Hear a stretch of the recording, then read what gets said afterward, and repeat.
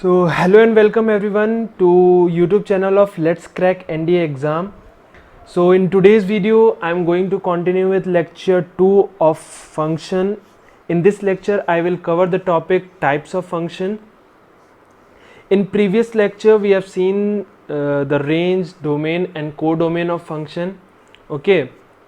So start करते हैं. Start करने से पहले आप सबसे रिक्वेस्ट है प्लीज़ चैनल को सब्सक्राइब कर लीजिए और लाइक बटन ज़रूर प्रेस कर दीजिए. ठीक है, तो स्टार्ट करते हैं.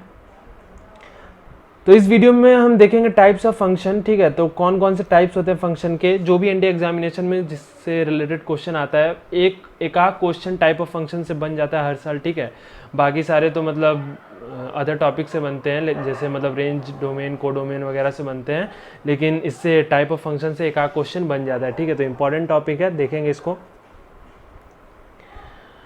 तो इसको क्लासिफाई किया गया है वन फंक्शन और मैनी वन फंक्शन में. ठीक है, तो पहले ये टाइप 1 इसको लीजिए और इसको मान लीजिए टाइप 1 और इसको टाइप 2. ठीक है, अभी आगे हम जैसे जैसे बढ़ते जाएंगे तो और टाइप बताऊंगा आपको. ठीक है, एक स्लाइड में ज़्यादा कवर नहीं हो पाया.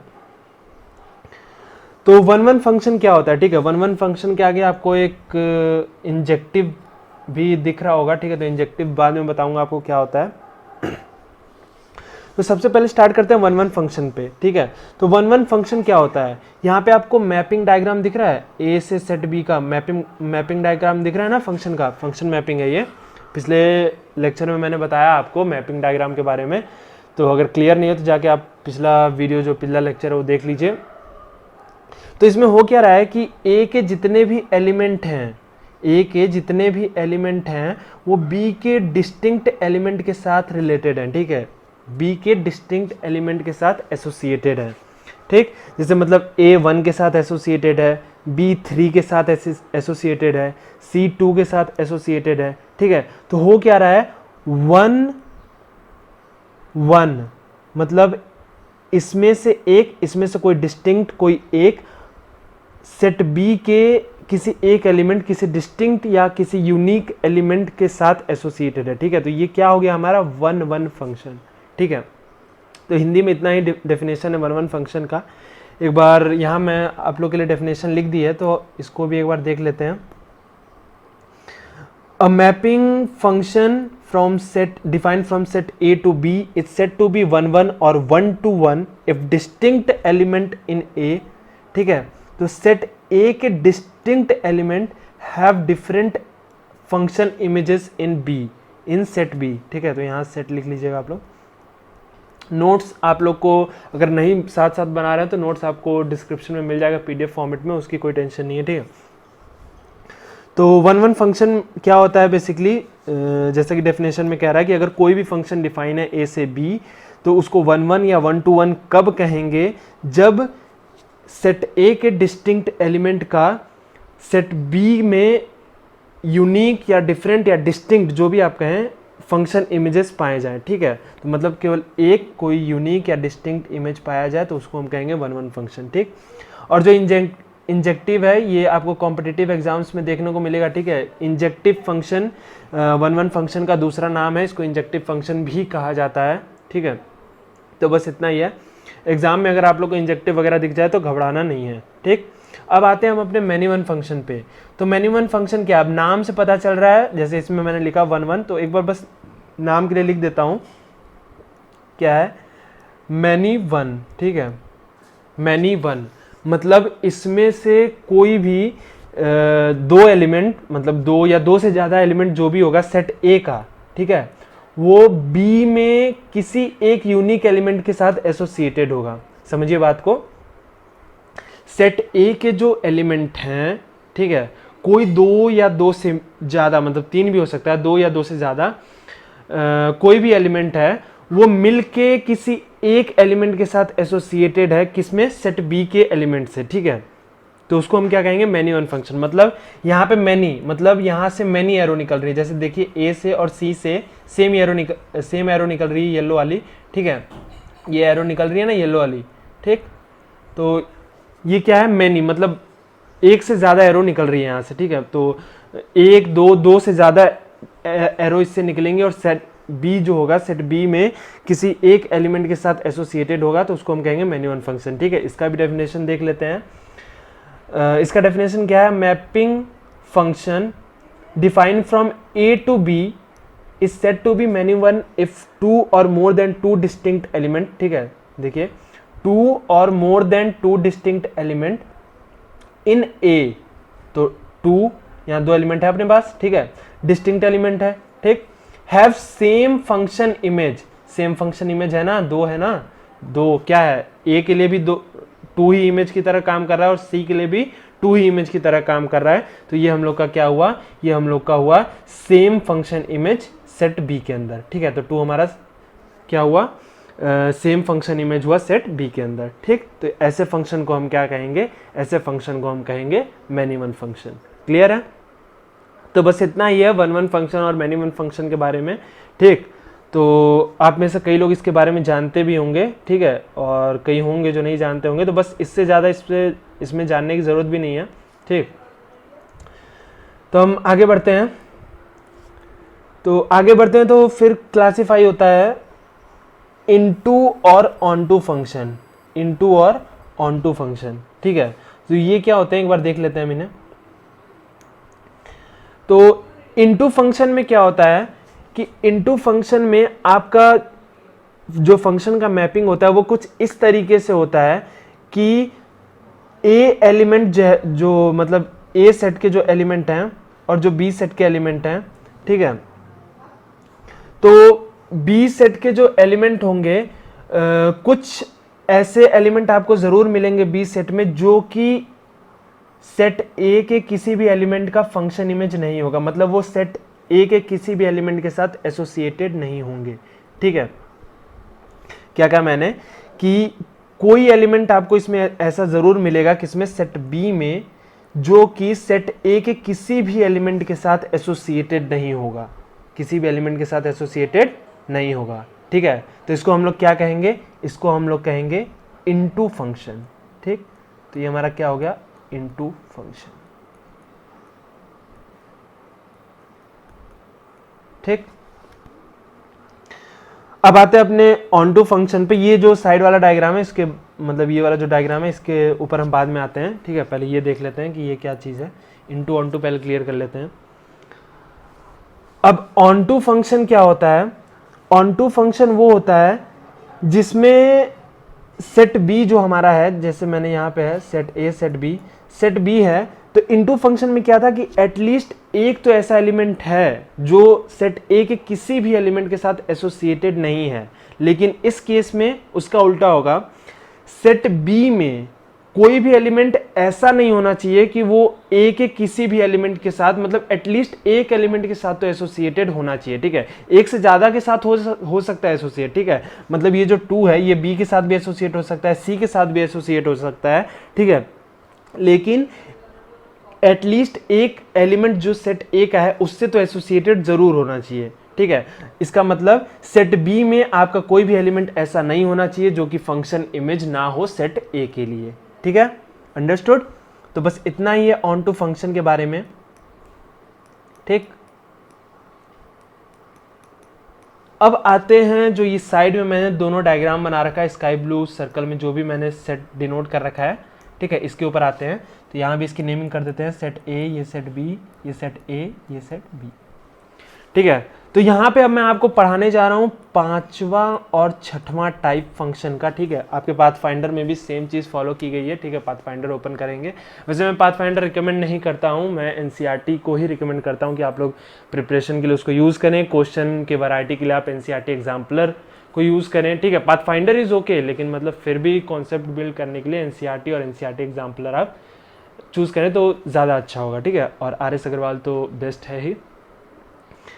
तो अब पांचवा और छठवां टाइप अपन का कौन सा होता है वो मैं आपको समझा के उसके बाद उसका नाम बताता हूँ। ठीक है, तो इसमें आप देख रहे हैं कि हर एक एलिमेंट से एक एरो निकल रहा है, और इसमें सेट बी में हर एक एलिमेंट में एक ही एरो, मतलब यहाँ भी है, मतलब यहाँ भी क्या है, 1 1 ऐसा कुछ होते हुए दिखाई दे रहा है। मतलब यहाँ से भी एक एरो निकल रहा है और यहाँ पे भी एक एरो जा रहा है। कहीं ऐसा हो रहा है कि दो एरो एक ही एलिमेंट पे जा रहे हैं। बी सेट में आप चेक कर लीजिए, 1 पे भी सिंगल एरो है, 2 पे भी सिंगल एरो है और 4 पे भी आपका सिंगल एरो है, ठीक है। 4 पे भी आपका सिंगल एरो, ये देख सकते हैं आप लोग, 4 पे भी आपका सिंगल एरो है, 2 पे भी सिंगल एरो है और 1 पे भी सिंगल एरो है, ठीक है। तो ये कैसा काम कर रहा है, 1 1, ठीक है। तो इसको अब हम नाम क्या दे देंगे, 1 1, ये देखिए बाद में लिख रहा हूं, ठीक है, 1 1 इंटू फंक्शन, 1 1 इंटू फंक्शन, ठीक है। तो ये ज़्यादातर दिखेगा आपको ऑप्शंस में, आपके क्वेश्चन के ऑप्शंस में ऐसे फंक्शन ज़्यादा दिखेंगे रेदर देन कि डायरेक्ट आपसे पूछ ले मैनी 1 1 1 और इंटू ऑन टू। तो ऐसा सिंगल नहीं पूछता, हमेशा कंबाइन पूछता है कि 1 1 इंटू है कि 1 1 ऑन टू है, ठीक है, ऐसा। तो सेम इसमें भी आप देख सकते हैं कि यहाँ भी हर एक एलिमेंट, सेट ए के हर एक एलिमेंट से एक ही एरो निकला है और सेट बी के हर एक एलिमेंट में एक ही एरो है, ठीक है। तो मतलब यहाँ भी क्या हो रहा है, 1 1 है अपना, ठीक है। तो 1 1 तो मैंने आपको बता दिया पहचानना, तो ये तो आप लोग के लिए अब ईजी होगा। तो ये क्या हो गया, 1 1 onto function, 1 1 onto function, ठीक है। तो इसका एक और भी नाम होता है और इसको हम लोग कहते हैं क्या, बाइजेक्टिव, ठीक है। तो इधर तो नाम इसका लिखना पॉसिबल नहीं है, ठीक है, तो इधर लिख देता हूँ, it is also known as क्या, बाइजेक्टिव फंक्शन, बाइजेक्टिव, ठीक है। और ये 1 1 ऑन टू फंक्शन का जो है, ऑन टू फंक्शन यहाँ पे जो है इसको सरजेक्टिव कहते हैं, ठीक है। इतना इंपॉर्टेंट नहीं है, कभी पूछा नहीं गया, इसलिए मैंने ज़्यादा इसको मतलब नोटिस नहीं कराया आप लोग को, ठीक है। एक बार फिर भी नॉलेज के लिए आप लोग इसको जान लीजिए कि ऑन टू फंक्शन को सरजेक्टिव फंक्शन भी कहा जाता है, ठीक। तो ये तो हो गया अपन का जो रेड वाला सेट डायग्राम था, फंक्शन मैपिंग थी, वो हमने देख लिया, ठीक है। तो अब ये स्काई ब्लू वाला जो फंक्शन मैपिंग है ये क्या कह रहा है, तो इसको भी सुनते हैं ये क्या कह रहा है, ठीक है। तो इसमें क्या कह रहा है कि सेट ए जो है वो सेट बी से रिलेटेड है, ये फंक्शन मैपिंग है, ठीक है। तो इसमें क्या हो रहा है, जैसा आप देख रहे हैं यहां से तो सिंगल एरो निकल रहा है, ठीक है, सिंगल एरो निकल रहा है, लेकिन यहां सेम मतलब यहां एक ही एलिमेंट के साथ वो क्या है, एसोसिएटेड है, ठीक है। यहां से मैनी मतलब यहां पे क्या हो रहा है, मैनी, एक से ज्यादा एलिमेंट से एरो निकल रहा है, ठीक है, सेम एरो मतलब सेम एलिमेंट पे जो इमेज बना रहा है एक से ज्यादा एलिमेंट से निकल रहा है, ठीक है। तो इसको हम क्या कहेंगे, मैनी। लेकिन यहाँ जा कहाँ रहा है, सिर्फ एक एलिमेंट में, तो इसको क्या कहेंगे, 1, ठीक है। तो इससे हमारा ये तो कंफर्म हो गया कि ये भैया हमारा मैनी 1 है, क्या है, मैनी 1 है। अब मैनी 1 के बाद ये इनटू है कि ऑन टू है, ये आपको पहचानना है, ठीक है। तो इनटू फंक्शन के लिए मैंने अभी थोड़ी देर पहले आपको बताया था कि इनटू फंक्शन कैसे पहचानेंगे, ठीक है। तो इनटू फंक्शन में आपको कहा था कि सेट बी में कोई भी एक ऐसा एलिमेंट जरूर होना चाहिए जो कि सेट ए में किसी के साथ एसोसिएटेड ना हो, ठीक है। तो ऐसा आपको यहाँ पे दिखाई दे रहा है, सी एलिमेंट ऐसा है जो कि सेट ए में किसी के साथ भी एसोसिएटेड नहीं है, ठीक है। तो ये हमारा क्या हो जाएगा, इनटू फंक्शन, ठीक है। तो ये पूरा क्या हो गया, मैनी 1 इंटू, ये पूरा क्या हो गया, मैनी 1 इंटू फंक्शन। और सिमिलरली जो ये नीचे आपको दिखाई दे रहा है इसमें भी क्या है, सेट ए में आप देख रहे हैं कि एक से ज़्यादा मतलब मैनी, 2 एरो निकल रही है मैनी, और यहाँ पे जा कहाँ रही है, बी पे, ठीक है। तो ये क्या हो गया, 1, ठीक है। तो ये भी श्योर है हमारा कि ये क्या हो गया, हमारा मैनी 1 फंक्शन हो गया। अब मैनी 1 फंक्शन के बाद ये इनटू है कि ऑन टू है वो चेक कर लेते हैं।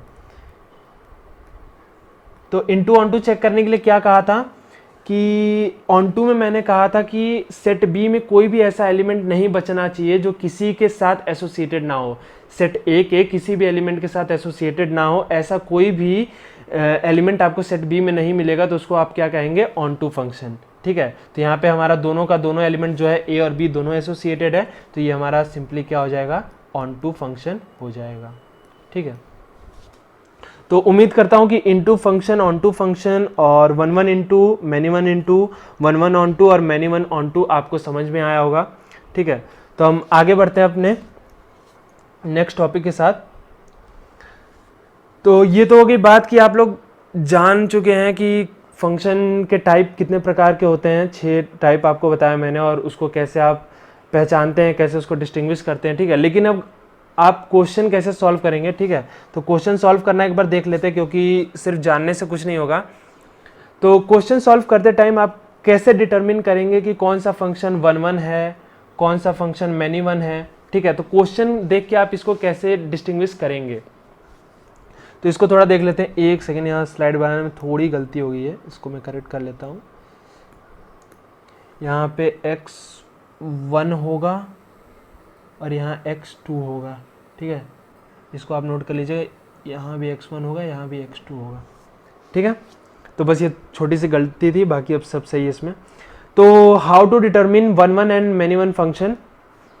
तो सबसे पहले आपको करना क्या होता है ऐसे में कि आपका जो भी फंक्शन है उसमें एक बार x1 रख लीजिए और एक बार x2 रख लीजिए, ठीक है, और दोनों को इक्वेट कर दीजिए। और फंक्शन की वैल्यू सॉल्व करने पे x1 x2 रखने के बाद अगर value x1 equals to x2 ऐसी आपको बाद में निकल के आती है वैल्यू, ठीक है, तो जो आपका फंक्शन होगा वो वन वन कहलाएगा। और अगर ये नॉट इक्वल टू हो जाता है, ठीक है, x1 not equal to x2 हो जाता है, तो इसको हम क्या कहेंगे, मैनी वन फंक्शन, ठीक।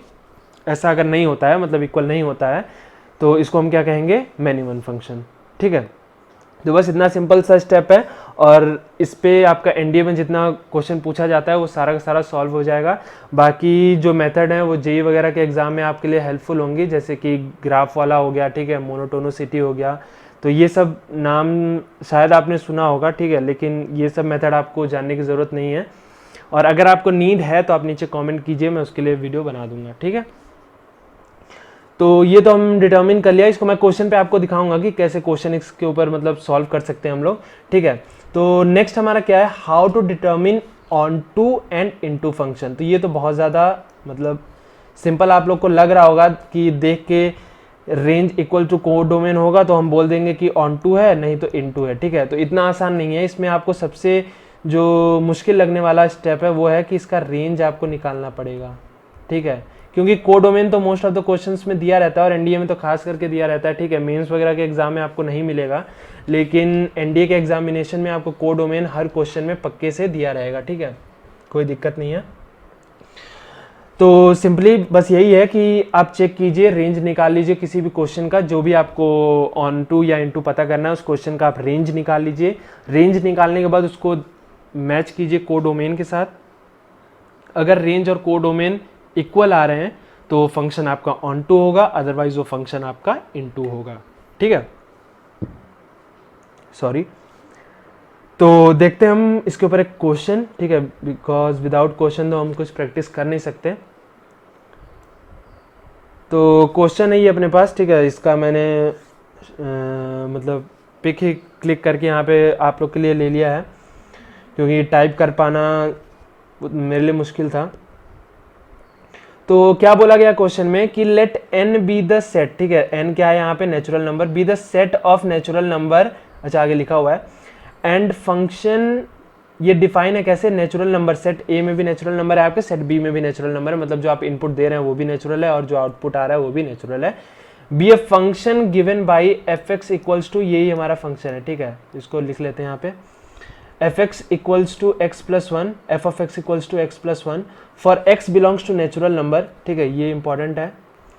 विच one of the following is correct, ठीक है, तो आप इसमें से ऑप्शंस में से आपको कौन सा करेक्ट लग रहा है, एक मिनट आप समय लेके इसको सॉल्व करके देखिए, ठीक है, आसान क्वेश्चन है, आराम से हो जाएगा, नहीं हुआ तो फिर मैं कराऊंगा ही, ठीक है। तो पूछा गया है कि फंक्शन जो है वो वन वन ऑन टू है या वन वन है लेकिन ऑन टू नहीं है, या ओनली ऑन टू है, या फिर वन वन और ऑन टू में से कुछ नहीं है, ठीक है। तो पहले हम चेक कर लेते हैं, किसके लिए, पहले हम चेक कर लेते हैं यहाँ पे वन वन है कि नहीं, ठीक है, टेस्ट फॉर वन वन, ठीक।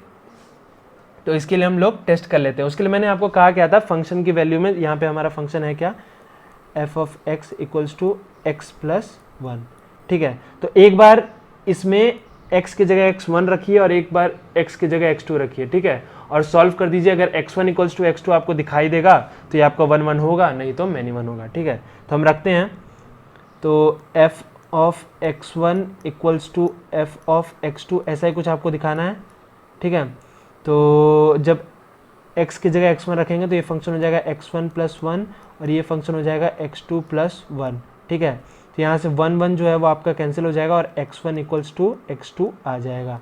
ठीक है, तो सिंपली ये तो क्लियर हो गया इससे कि ये फंक्शन जो है द फंक्शन इज 1 1। ठीक है, ये तो क्लियर हो गया। ठीक, तो इससे आप क्या कीजिए, ऑप्शंस को एलिमिनेट करना सीखिए। ठीक है, तो नाइदर 1 1 मतलब ये ऑप्शन तो अब कट गया।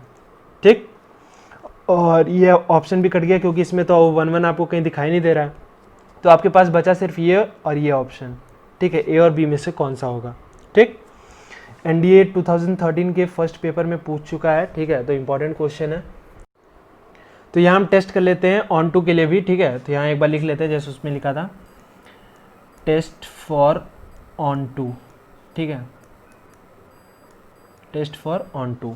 तो फंक्शन क्या है अपना, रेंज निकालना मैं आपको पिछले लेक्चर में सिखा चुका हूँ। ठीक है, तो उसको आप लोग देख लीजिए अगर आपको रेंज निकालना नहीं आता है तो वहाँ पे मेथड 1 जो बताया था वही आप लोग फॉलो कीजिए। इसको y के इक्वल पुट कीजिए।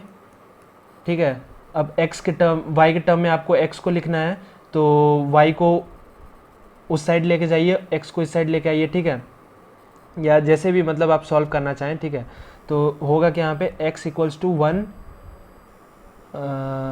ये -1 आएगा, y -1। ठीक है, 1 को हम इधर ले आए और x की वैल्यू आ गई वहाँ से कितनी, x इक्वल्स टू y -1। अब यहाँ पे लिखा क्या हुआ है क्वेश्चन में कि x नेचुरल नंबर से मतलब x belongs to natural number. ठीक है, और अगर हम यहाँ पे y की वैल्यू, इसका डोमेन निकालेंगे तो रेंज निकल जाएगा। ठीक है, तो y की वैल्यू अगर हम यहाँ पे 1 रखते हैं तो ये कितना आ जाएगा, x इक्वल्स टू 0 आ जाएगा, जो कि गड़बड़ है क्योंकि 0 तो नेचुरल नंबर नहीं है ना। नेचुरल नंबर क्या होते हैं, 1 से लेके अप टू इन्फिनिटी तक जो भी होते हैं वो नेचुरल नंबर होते हैं। ठीक है, तो ये 0 तो अपना नेचुरल नंबर है नहीं, तो ये जो 1 वैल्यू है ये अपन के लिए गड़बड़ है। ठीक है, तो x यहाँ पे जो y है, यहाँ पे हम y क्या क्या पुट कर सकते हैं, हम यहाँ पे कोई भी नेचुरल नंबर पुट कर सकते हैं, लेकिन क्या नहीं कर सकते, 1 नहीं कर सकते। ठीक है, तो रेंज कितना हो जाएगा इस फंक्शन का, रेंज हो जाएगा इसका, range belongs to natural number, all natural numbers except 1। ये सॉरी 1 मिनट गड़बड़ हो गया, एक्सेप्ट 1। ठीक है, तो ये हमारा रेंज हो गया। ठीक, तो अब यहाँ पे हमारा ये क्या है, कोडोमेन है। कोडोमेन है ना ये, क्योंकि सेट बी के जो भी एलिमेंट होते हैं उनको कलेक्टिव हम क्या कहते हैं, कोडोमेन कहते हैं। तो कोडोमेन क्या है, ऑल नेचुरल नंबर, लेकिन अपन का रेंज क्या आया, ऑल नेचुरल नंबर तो आया लेकिन उसमें 1 को इंक्लूड नहीं करना है, मतलब रेंज और कोडोमेन इक्वल नहीं हुए। तो रेंज और कोडोमेन जब इक्वल नहीं हुए तो ये फंक्शन ऑन टू नहीं हुआ। ठीक है, तो सिंपली अपना जो बी ऑप्शन है वो करेक्ट है, क्योंकि यह function is 1 1 but not onto. ठीक है, तो उम्मीद करता हूँ कि आपको टाइप ऑफ फंक्शन लेक्चर समझ में आया होगा। ठीक है, इसके ऊपर और क्वेश्चन प्रैक्टिस कीजिए, और अगर कोई प्रॉब्लम होती है तो मुझसे कमेंट सेक्शन में आप पूछ सकते हैं, मैं उसको आपको मतलब सॉल्व करने की पूरी कोशिश करूँगा। तब तक के लिए बाय, मिलते हैं नेक्स्ट वीडियो में। और जाने से पहले प्लीज़ रिक्वेस्ट है कि चैनल को सब्सक्राइब करते जाइएगा और वीडियो को लाइक कर दीजिएगा। Thank you.